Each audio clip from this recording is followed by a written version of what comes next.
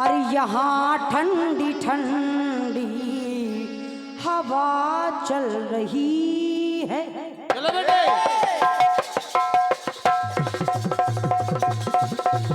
वाह बेटे वाह, क्या बात है बेटे, बहुत बढ़िया।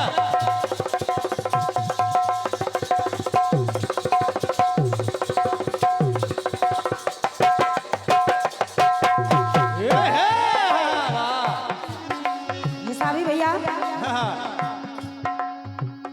जब आप आलाप लगाते हैं तो आपके सामने लेडीज फेल है।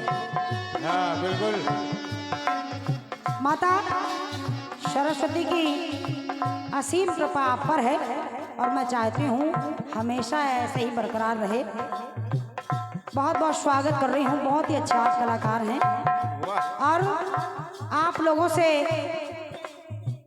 जो थोड़ा मोड़ा सीखने को मिला है और सीख रहे हैं वो भी हम लोगों का ये नसीब है। आइए प्रयास कर रही हूँ, एक दिन मैं भी बड़ी बहन अपनी ओर से लेकर के चल रही हूँ, सुनिएगा।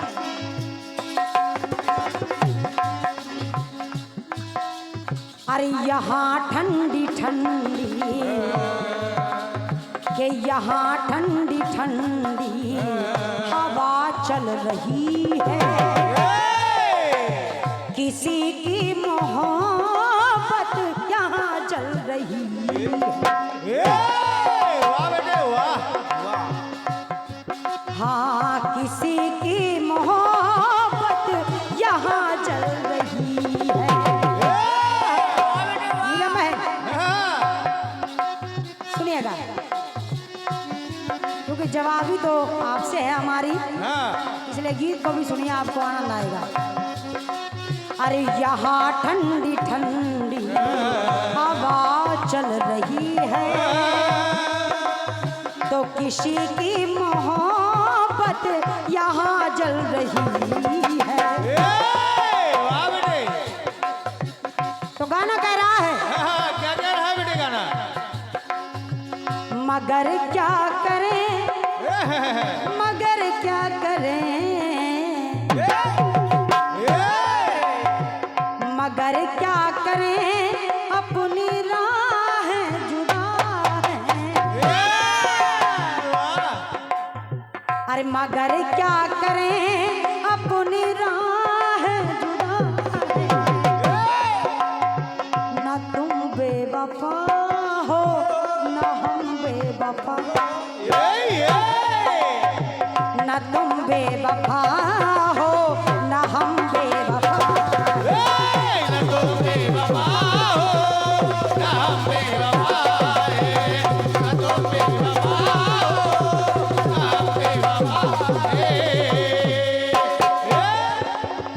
बहन जी, मगर क्या करें, मगर क्या करें अपनी राहें जुदा हैं।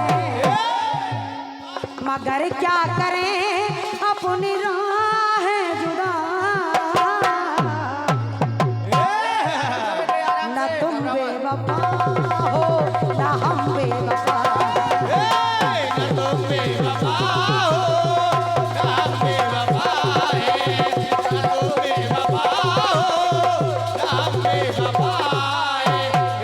आइए बिल्कुल सुलझा हुआ प्रसंग और आप सभी लोग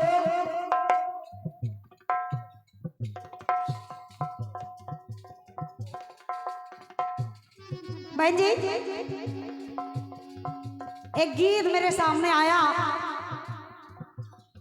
और आपसे भी, हालांकि मैं कलाकार का नाम नहीं ले रही हूं, आपसे भी गाया है, आपसे भी गाया होगा शायद। आधा इधर है आधा उधर है, शायद गाया हुआ। अच्छा लगा मुझे गीत, बहुत लोगों से सुना भी है। तो आइए एक नया प्रयास मेरा देखें।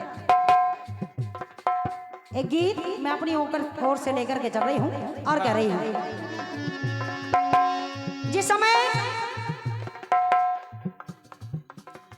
हाँ सर को चढ़ाया रखी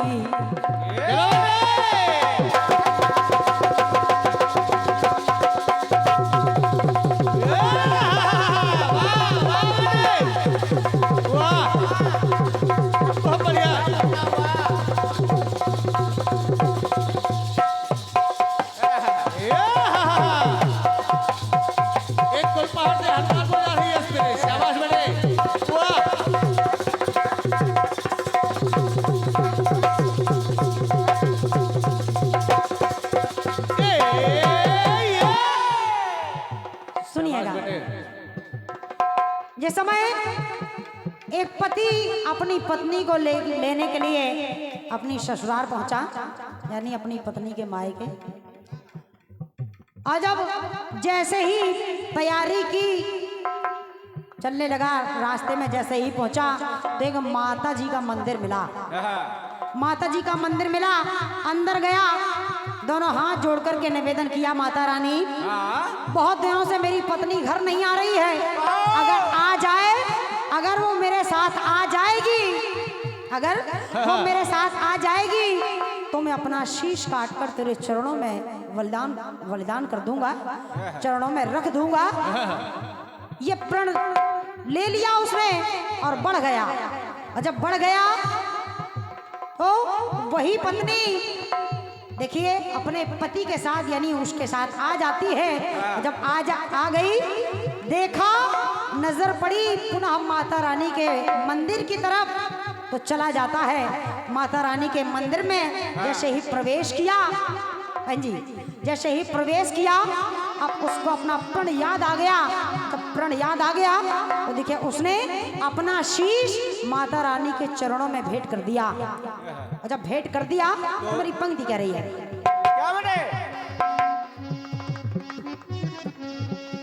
अरे सर को चढ़ाया रखी कोई ना कसर है।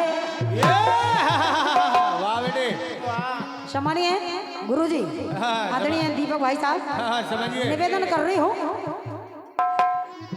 निवेदन कर रही हूँ, गीत को सुनिए, आपको अच्छा लगेगा। उस पति ने हाँ सर को चढ़ाया, कि सर को चढ़ाया रखी कोई ना कसर है।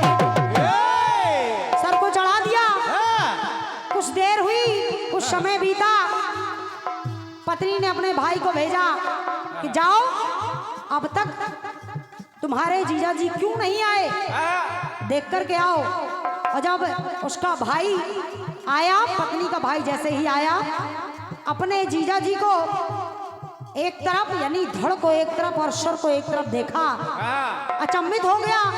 बोला अगर मैं इस अवस्था में अपनी बहन के पास चला जाऊंगा तो ये पाप मेरे ही ऊपर लग जाएगा। बिल्कुल बेटे, बिल्कुल। तो वो भाई वहां ना जा करके उसने भी अपना शीश वहीं पर काट दिया।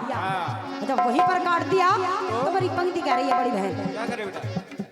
अरे सर को चढ़ाया रखी कोई ना कसर है। और ऐसा हाँ दृश्य देख भाई ने भी, दृश्य देख भाई ने भी चढ़ा दिया सर। बहुत बढ़िया बेटे, अपना शीश काट दिया उसने भी। कुछ समय और बीत गया, जब दोनों नहीं आए तो स्वयं पत्नी चली जाती है। और जब देखा दोनों के धड़ अलग पड़े हैं और सर अलग पड़े हैं, तो माता रानी से विनती करने लगी, माँ ये तूने क्या किया? और मैं चाहती हूँ कि मेरा पति और मेरे भाई दोनों को जीवन दान मिल जाए। तो देखिए हुआ क्या, अरे भावना में दोनों की, भावना में दोनों की भाव का असर है। तो भावना में दोनों की भाव का असर है।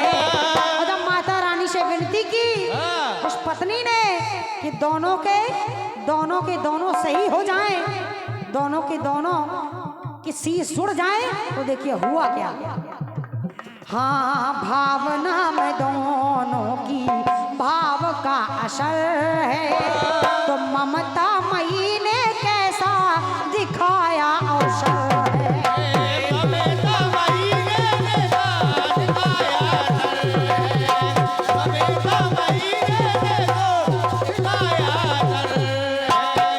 ममता मई ने कैसा दिया अवसर है।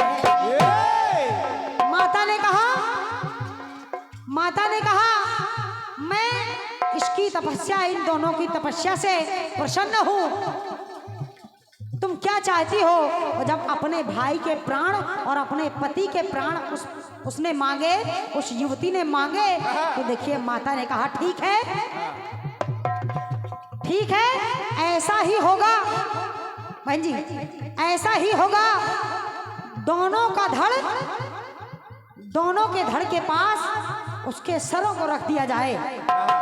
और जब पत्नी ने उठाया और एक धड़ अपने भाई के धड़ के पास रख दिया, एक सर को, और एक सर को अपने पति के धड़ के पास रख दिया, तो देखिए हुआ क्या। माता रानी ने जैसे ही दृष्टि डाली तो माता रानी कहने लगी, अरे देखने वाले तेरा ध्यान किधर है। इधर देखो। अरे भैया सुनिएगा ऐसा भी भैया, क्योंकि अब इनको तो हम कुछ कह नहीं सकते, क्योंकि इनके लिए भी इशारा है। और देखने वाले कि देखने वाले तेरा ध्यान किधर है, क्योंकि बड़ी बहन जी और इधर का उधर है, उधर का इधर है। पति के सर में भाई का शीश जुड़ गया और भाई के में पति का। तो देखने वाले, और ईशान भैया, गोविंद भैया, और देखने वाले तेरा ध्यान किधर है। और आज इधर का उधर है। क्या बात है? समझने वाले लोग, बस समझने वालों के लिए इशारा काफी। बिल्कुल बेटे। लेकिन खैर हो तो हमारी बहन है। और देखने वाले तेरा ध्यान किधर है, तो इधर का उधर है और उधर का इधर है।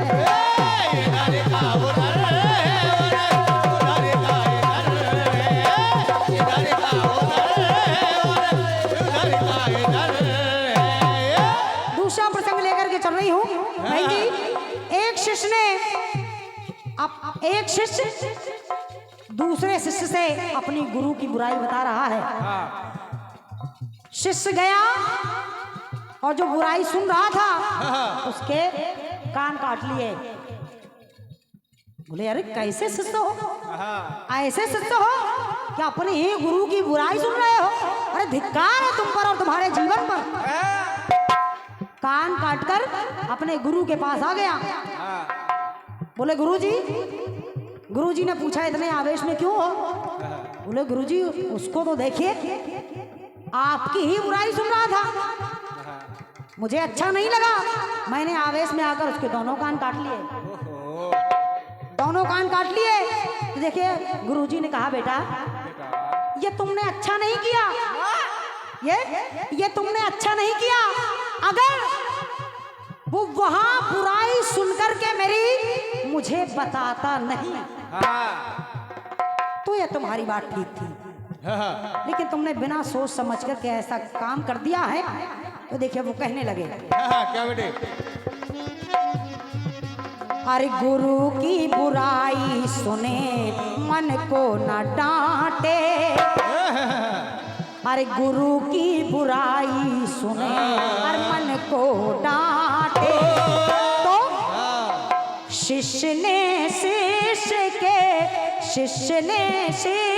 के दोनों कान काटे।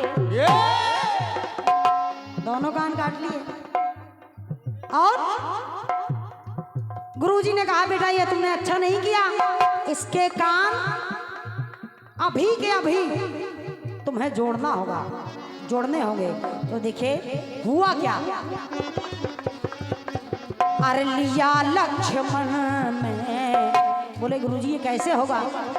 शिष्य ने गुरुवर का नाम लिया, स्मरण किया गुरुवर को, तो लिया लक्ष्मण में मन को है मोड़े।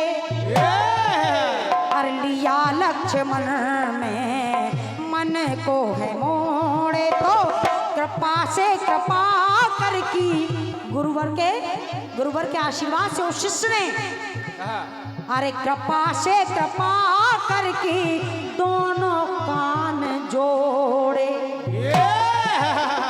और जब जोड़ दिए तो दीपक भैया फिर एक इशारा चल रहा है। बहन जी कहने लगे, गुरुजी कहने लगे, अरे देखने वाले तेरा ध्यान किधर है? राजा अरे देखने वाले तेरा ध्यान किधर है? और जरा विचार तो करो, देखो उसको गौर से। इधर का इधर है, इधर का इधर है।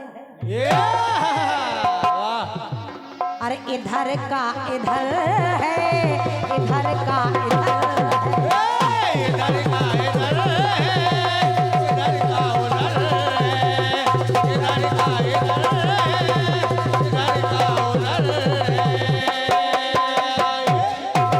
है।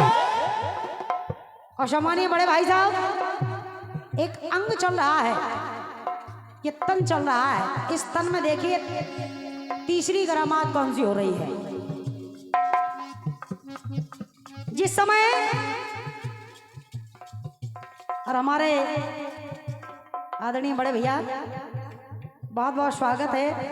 अभी मेरी दृष्टि आप पर पड़ी है, बहुत बहुत स्वागत कर रही हूँ आपका। आपका भी चैनल है। आइए अंतिम पंक्ति सुनिएगा।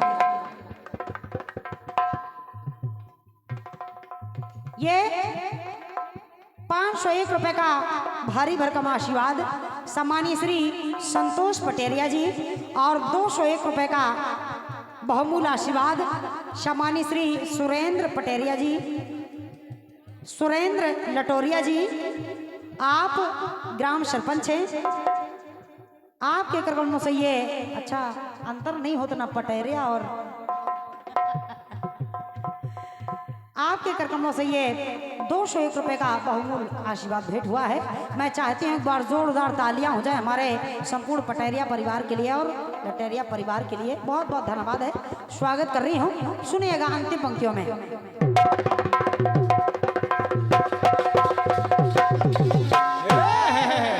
राम कुमार भैया सुनिएगा। हाँ करता यत्न कोई,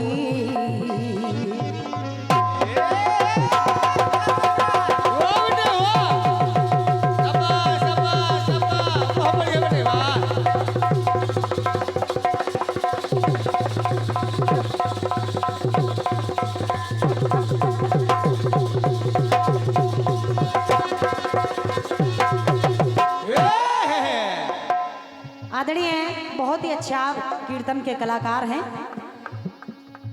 आदरणीय बड़े भैया सम्मानित श्री राम कुमार भैया जी, आपके कार्यक्रमों से ये 101 रुपए का बहुमूल्य आशीर्वाद भेंट हुआ है। बहुत बहुत धन्यवाद है। और मैं मंच के माध्यम से भी आपका बहुत बहुत स्वागत कर रही हूँ। बहुत बहुत स्वागत है। सुनिएगा अंतिम पंक्तियां। जिस समय भीम ने जरासंध को चीर करके फेंक दिया, भीम ने जरासंध को चीर करके फेंक दिया, और जब फेंक दिया, फेंकने के बाद भी वो बार बार जुड़ जाता है, बार बार जुड़ जाता है। ऐसा ना जाने कितनी बार हुआ। तो मेरी पंक्ति कह रही है, सुनिएगा। अरे करता यत्न कोई करता नहीं है, तो डरता नहीं है और ये मरता नहीं है।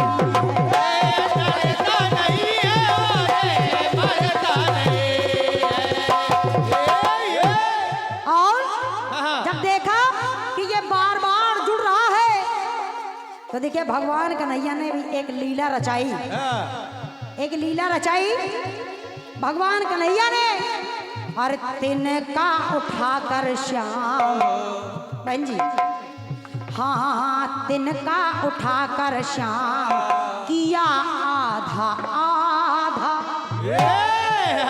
एक तिनके को उठाया भगवान कन्हैया ने, तिनका उठाकर शाम किया आधा आधा, और हरि है विनोदी विमल, हरि है विनोदी विमल, हरि ने है वादा। अरे हरि है विनोदी विमल, हरि ने हरि की वादा। हरि है विनोदी विमल, हरि ने हरि की वादा। हरि है विनोदी विमल, हरि ने हरि की वादा। एक तिनके को लिया भगवान कन्हैया ने और एक तिनके के दो भाग कर दिए, आधा बीच से फाड़ दिया। तो वो तिनका देखे एक आधा इसमें है और आधा इस हाथ में है, तो नीला महन। और देखने वाले, जैसे मेरी पंक्ति इशारा कर रही है, हाँ बिल्कुल बिल्कुल, कि देखने वाले तेरा ध्यान किधर है।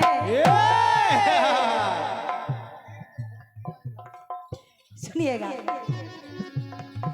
देखने वाले तेरा, जब चीर कर फेंक दिया आधा इधर, तो देखने वाले तेरा ध्यान किधर है, और इधर का उधर है, और इधर का उधर है, उधर का इधर है, उधर का इधर है, इधर का उधर है।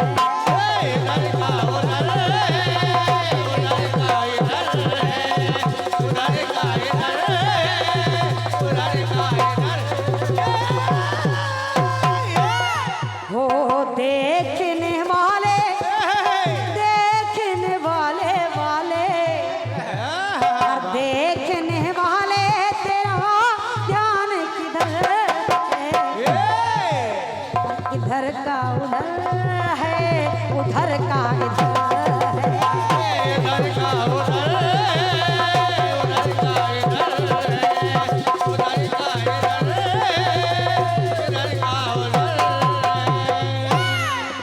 और इधर का उधर है, उधर का इधर है, इधर का उधर है, उधर का इधर। बोलिए कृष्ण कन्हैया लाल की। आइएगा। आदि की कभी सामना होने देंगे, शहीदों की कुर्बानी बदनाम ना होने देंगे। आजादी की कभी शाम ना होने देंगे, शहीदों की कुर्बानी बदनाम ना होने देंगे। बची जो एक बूंद की लहू इस तन में, बची जो एक बूंद की लहू, एक बूंद लहू इस तन में, तो भारत माँ का आंचल नीलाम ना होने देंगे।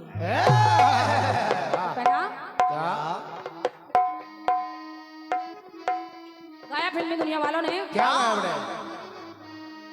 कि जहाँ ठंडी ठंडी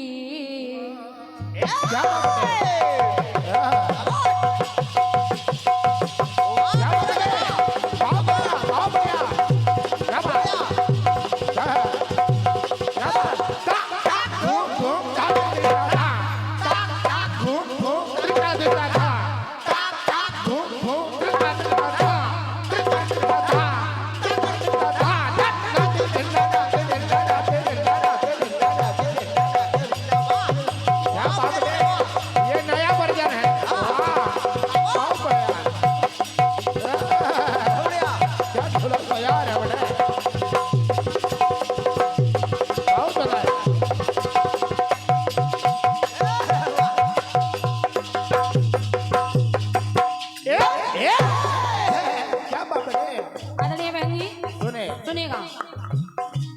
प्रयास कर रही हूँ, गाना आपका अच्छा है और आपने गाया भी अच्छा है। बहुत बढ़िया बेटे। लेकिन ये निश्चित मानिए हो सकता है कि मेरे गायन में कहीं ना कहीं कमी रह जाएगी, हाँ कहीं ना कहीं कमी रह जाएगी। और आपने सुझाव दिया कि इसको और अच्छे से गाना, घर में रियाज करना, तो इस बात को मैं आपकी मान रही हूँ, क्योंकि जो रियाज करेगा वही आगे बढ़ेगा। आओ रियाज राजा होता है बेटे। आपकी इस बात को मैं बहुत अच्छे तरीके से मान रही हूँ, लेकिन अगर छोटा मोटा प्रयास बन जाए आपकी इस बहन का तो इसलिए चाहूंगी, सुनेगा। जहाँ ठंडी ठंडी, जहाँ ठंडी ठंडी हवा चल रही है, किसी की मोहब्बत वहाँ जल रही है। कुछ मजबूरी है मेरी भी, यहाँ ठंडी ठंडी हवा चल रही है, किसी की मोहब्बत वहाँ जल रही है। ना जमी आसमां, जमी आसमां हमसे दोनों का है, जमी आसमां हमसे दोनों का है, ना हम बेवफा है, ना हम बेवफा है, ना तुम बेवफा हो। मगर क्या करे, मगर क्या करे, अपनी राहें जुदा है। मगर क्या करे, अपनी राहें जुदा है, ना हम बेवफा है, ना तुम बेवफा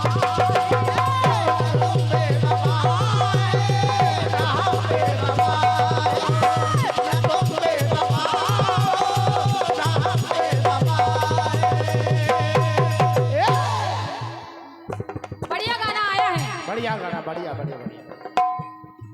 इधर का उधर है, उधर का इधर है। सभी से निवेदन करूंगी, हाँ इशारा कहीं और। राम कुमार भैया, देवेंद्र भैया और आपके बगल में बैठे भैया, सुनेगा। सभी लोग सुन। हमारी बहन जी कह रही हैं, इधर का उधर है, उधर का इधर है। तो आदरणीय बहन जी, आपने दीपक भैया की ओर इशारा किया है और कहा कि आपके गुरुजी हैं, लेकिन गुरु तो बहुत बाद में बनते हैं, लेकिन जो मेरे हैं वो मेरे भाई हैं, गुरु भाई हैं, और भाई बहन का रिश्ता लगभग जन्म से होता है। लेकिन गुरु से कुछ कोई नहीं बोलेगा।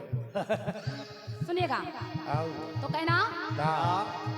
दीपक भाई को बहना तुम्हारी फिकर है, क्योंकि बहन तो बहन है ना बेटे ना, सच हमेशा कड़वा होता है। कि दीपक भाई को बहना तुम्हारी फिकर है, इधर का उधर है ना, उधर का इधर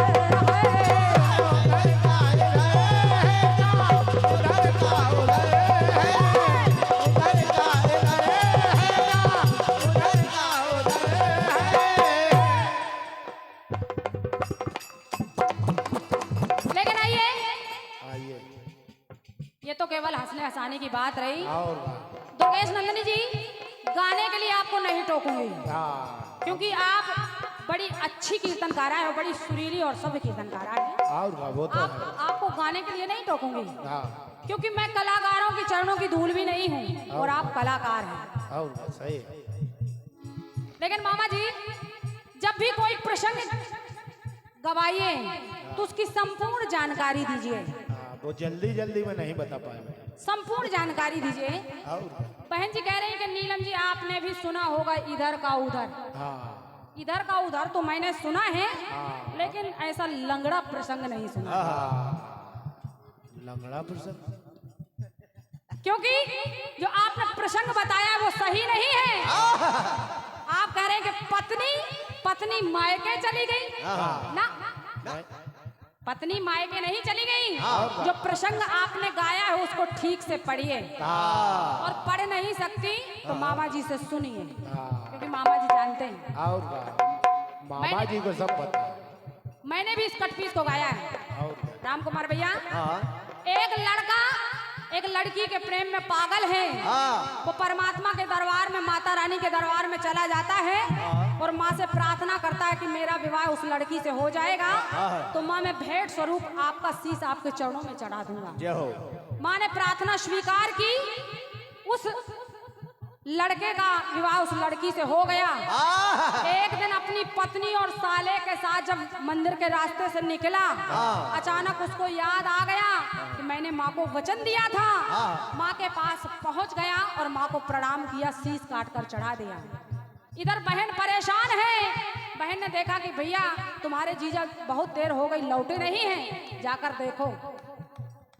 बहन के कहे अनुसार भैया ने जाकर देखा तो जीजा की जो दशा देखी, धड़ कहीं है, शीश कहीं है। उसने सोच लिया कि ये बुरी खबर मैं अपनी बहन को किस मुंह से सुनाऊं, इससे बेहतर है कि मैं खड़ग उठाकर मैं ही क्यों न मर जाऊं। उसने अपना शीश चढ़ा दिया। वो जब चढ़ा दिया, आखिरकार पत्नी भी आ गई। पत्नी ने कहा माँ ये वो दरबार है जहाँ लड़कियां अपनी सुहाग और चूड़ी को अमर करके ले जाती हैं, लेकिन मैं दरबार में आई हूँ, मेरे पति और मेरे भाई की ये दशा है। तब वो भी खड़ग उठाकर अपना शीश चढ़ाने लगी। माँ ने रोक दिया, कहा बेटी अपना शीश ना चढ़ा, इन शीश और धड़ को जोड़ दे, मैं जीवन दान दे रही हूँ।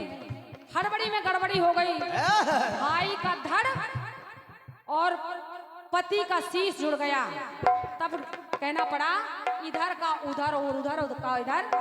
लेकिन बहन जी आपकी पंक्ति कह रही है कि माँ से कहा उस नारी ने कि माँ इन दोनों की तपस्या से प्रसन्न होकर, किन दोनों की तपस्या, वहां किसने तपस्या की है, किसने तपस्या की, प्रसंग अच्छे से सुनिए फिर गाइए। राम कुमार भैया आपने भी सुना होगा। जैसे ही उसने खड़ग उठाया और वो अपना शीश काटने लगी, माँ ने रोक दिया, बेटी ये काम ना कर। लेकिन ठीक है, अधूरी जानकारी बहुत खतरनाक है।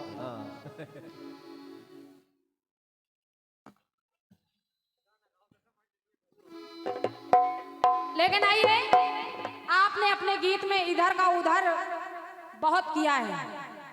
जवाब सुनेगा भैया जी, आपको प्रसंग भी सुनना पड़ेगा, क्योंकि आपने कहा कि हमने लॉकडाउन में श्रीमद् भागवत पुराण को पढ़ लिया है, कथा को पढ़ लिया है, और आपने ये भी कहा कि हम परेशान हैं कि कुछ ऐसे प्रसंग आ जाएं जो हमने पढ़े हैं वो दोबारा सुनने को मिल जाएं। तो हम तो आपको जबरदस्ती ही सुनाएंगे, आपको बैठकर सुनना भी पड़ेगा। सुनेगा बहन जी, जवाब सुनेगा। एक बार सत्यवती ने उनके ससुर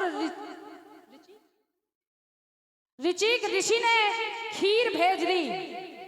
जब खीर भेज दी तो माँ और बेटी दोनों के लिए खीर भेजी। आखिरकार माँ से गलती हो गई, खीर को रख दिया और बेटी का हिस्सा खा गई, और माँ का हिस्सा जब बेटी खा गई, परिणाम क्या हुआ, एक दूसरे को खीर का हिस्सा जब खा लिया गलती से, तो बेटी ने माँ का हिस्सा और माँ ने बेटी का हिस्सा खा लिया। तो हुआ क्या? जब माँ ने जन्म दिया एक पुत्र को, उनका नाम पड़ा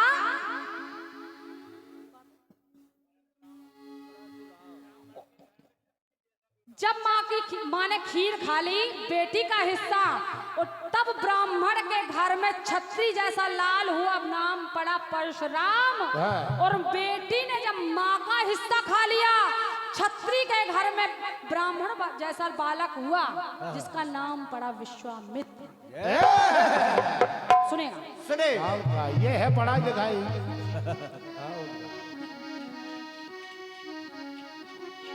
नीलम जी, इसका एक अंतरा में भी जवाब दे दोगे, हम मान जाएंगे। जवाब है ठीक ठीक है। लोग बाग की भावनाओं का भी ध्यान देना है। ठीक है। हमारे जुगल भाई साहब को बहुत ज्यादा टेंशन हो रही। ठीक है, अंधेरा का है। वे कह रहे कथा हम सुन रहे, गाना तुम सुनाओ। हाँ निवेदन कर रही हूँ भैया, जहाँ भी बैठे हैं आकर सामने बैठ जाइए, बहुत अच्छा लगेगा। एक आ तो जाइए। जुगल भाई साहब ठंडे में बैठे, इसे उन्हें सुनू नहीं जा रहे थे, सामने बैठो तो फिर इधर आ जाइए भैया, इधर आ जाइए, निवेदन स्वीकार करिए, आ जाइए। नहीं ठीक है। सुनेगा सुने कि पाकर के खीर को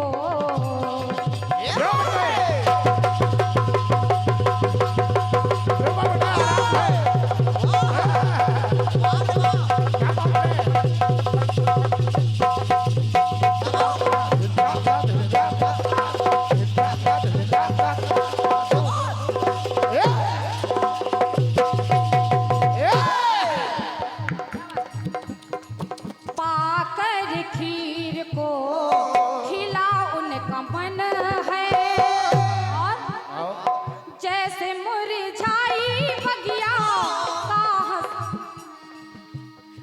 जैसे मुरझाई बगिया का हंसा सुमन है। खीर को पाया प्रसन्न हो गए,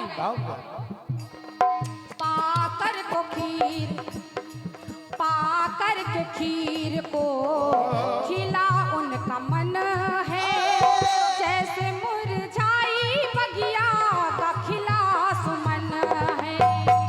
और जब सुमन हंसा तो हुआ क्या, अब ऋषिवर ने ध्यान लगाकर सोचा कि आखिर ऐसा क्यों हो गया है, आखिर ऐसा क्यों हो गया है। तो हुआ क्या, क्या? ध्यान लगाया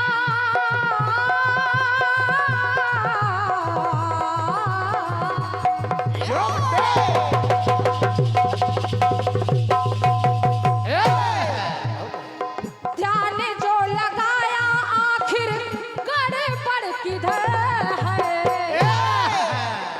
आदरणीय बहन जी और मामा जी क्या?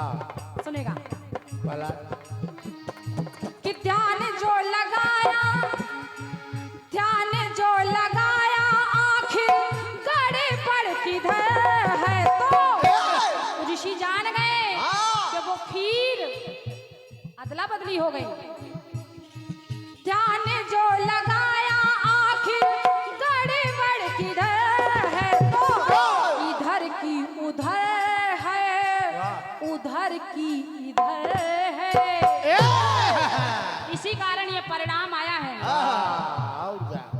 और आदरणीय बहन जी, आप भी ये जानती हैं कि हमारे हरिओम भाई साहब यहाँ आए थे, इस मंच पर बैठे थे, हालांकि आपके भी भाई हैं तो मैं कह सकती हूँ, और क्या? इधर के उधर